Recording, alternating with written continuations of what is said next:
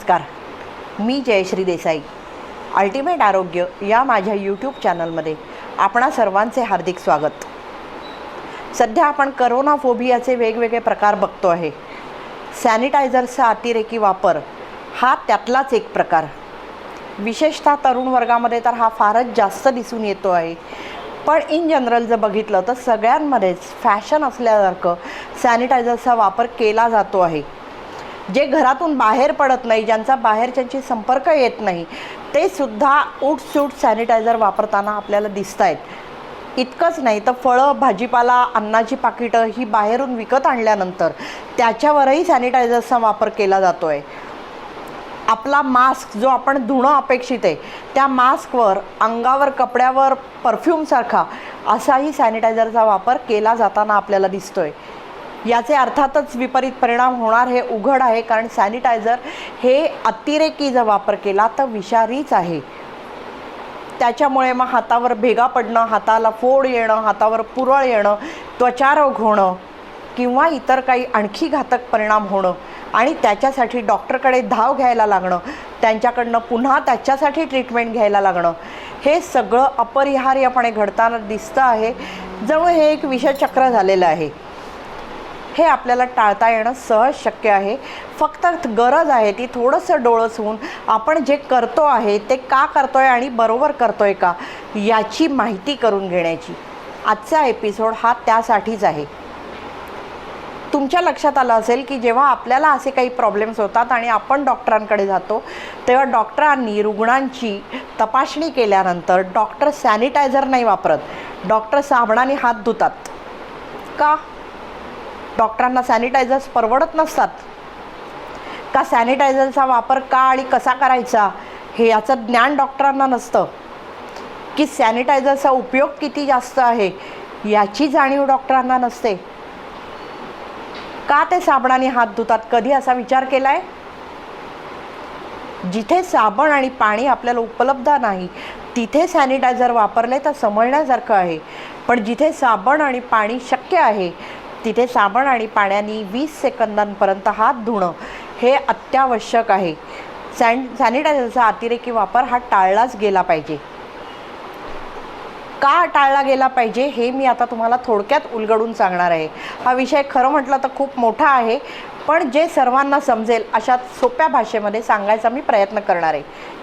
आपल्याला जागतिक आरोग्य संघटनेने जी सांगितलेली आहे, जी प्रिस्क्राईब केलेली सॅनिटायझर्स आहेत, हँड सॅनिटायझर्स, त्याच्यामध्ये अल्कोहोल असतं. ते 60% असणं हे परमिसिबल आहे.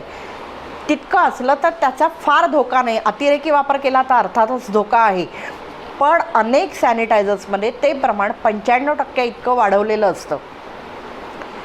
हे 95% जेव्हा वाढवलं जातं तेव्हा तो त्या अल्कोहोलचा वास मारून टाकण्यासाठी त्यात व्हॅनिला किंवा लिंबू किंवा असे इतर काही फळवर्गातले सुगंध मिक्स केले जातात.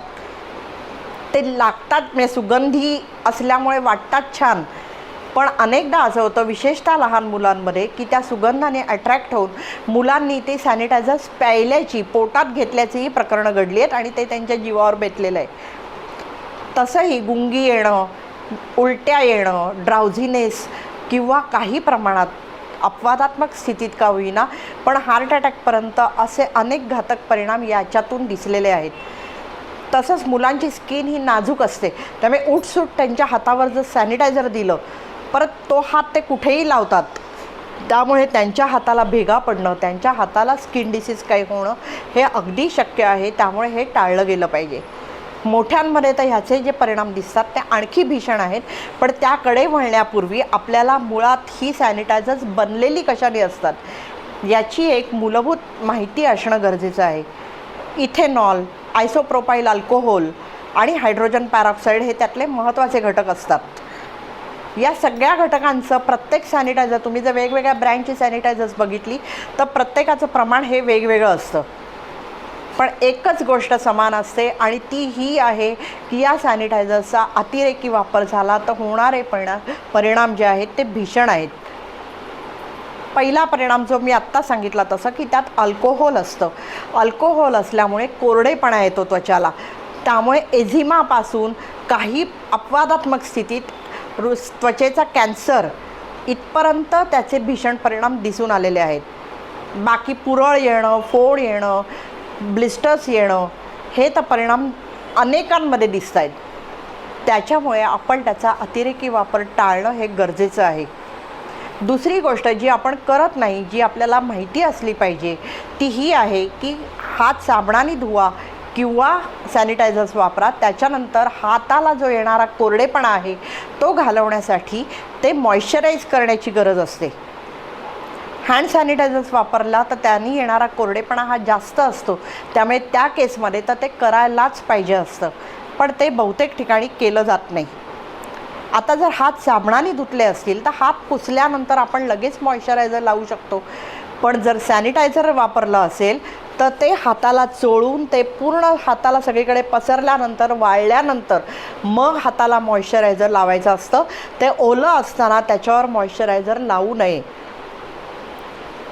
ज्यांच्याकडे मॉइश्चरायझर नाही त्यांनी साधं खोबरेल तेल लावलं तरी चालेल. पण जे मी आत्ता तुम्हाला त्याचे घातक परिणाम सांगितले ते जर टाळायचे असतील तर पुढचा हाही भाग करणं गरजेचं आहे. दुसरी गोष्ट, आपल्याला हे माहिती आहे की करोनाचा व्हायरस जर आपल्या हातावर आला असेल तर तो मरून जावा म्हणून आपण हँड सॅनिटायझर वापरतो.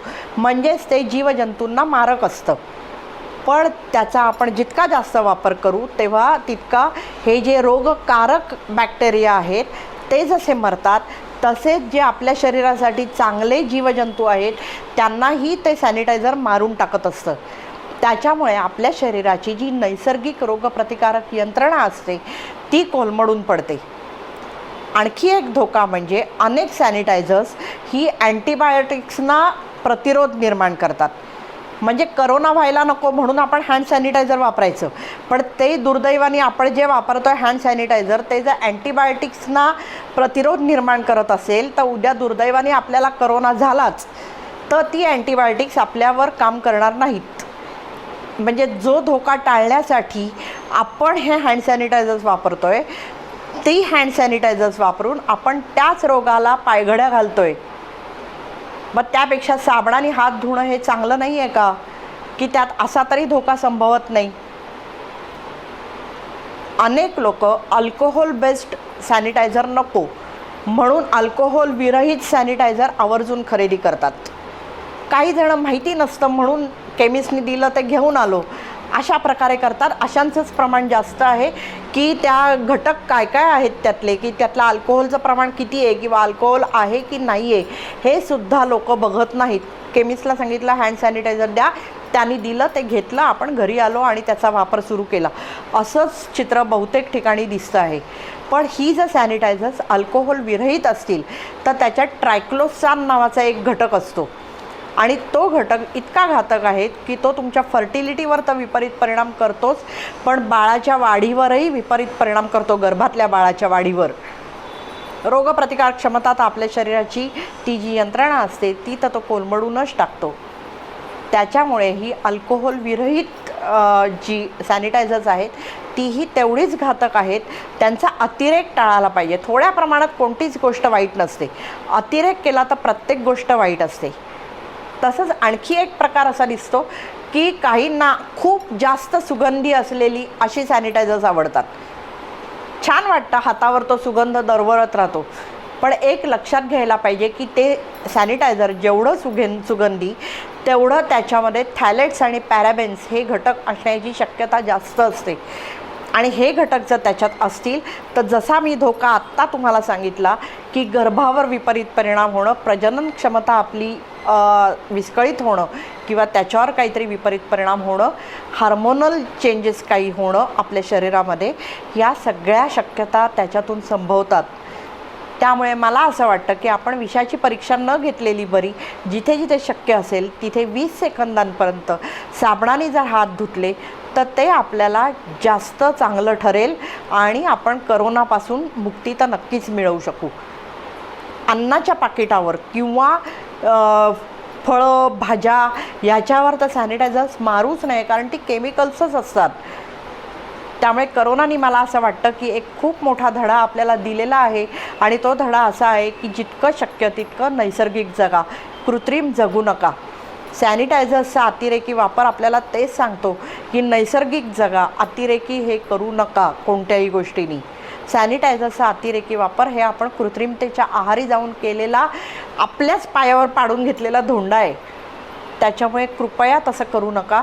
आणि ते परफ्यूम नाही अंगावर मारून घ्यायला किंवा मास्कवर तर ते बिलकुल मारू नये, कारण ते नाकातोंडातून आत जातं आपल्या शरीरात. त्याच्यामुळे तसं करू नका. आता आजची टिप, पाऊस काही ठिकाणी पडायला सुरुवात झालेला आहे, हवा बदलायला लागलेली आहे, त्यामुळे घसा बसणं, त्यातच आपण काही जण आईस्क्रीम खात आहेत, काही जण मिल्कशेक्स, काही जण फ्रीजचं पाणी, हे सगळं चालू आहे. त्याच्यामुळे घसा बसणं किंवा खोकला येणं हे आता दिसायला लागलेलं आहे. तर पिकलेलं डाळिंब जर खाल्लं तर बसलेला घसा लगेच सुटतो. आणि पिकलेल्या डाळिंबाची साल जर तोंडात ठेवून चोखली तर आपला खोकला नक्की जाऊ शकतो. त्याच्यामुळे करून बघा. तूर्त इथेच थांबते. धन्यवाद.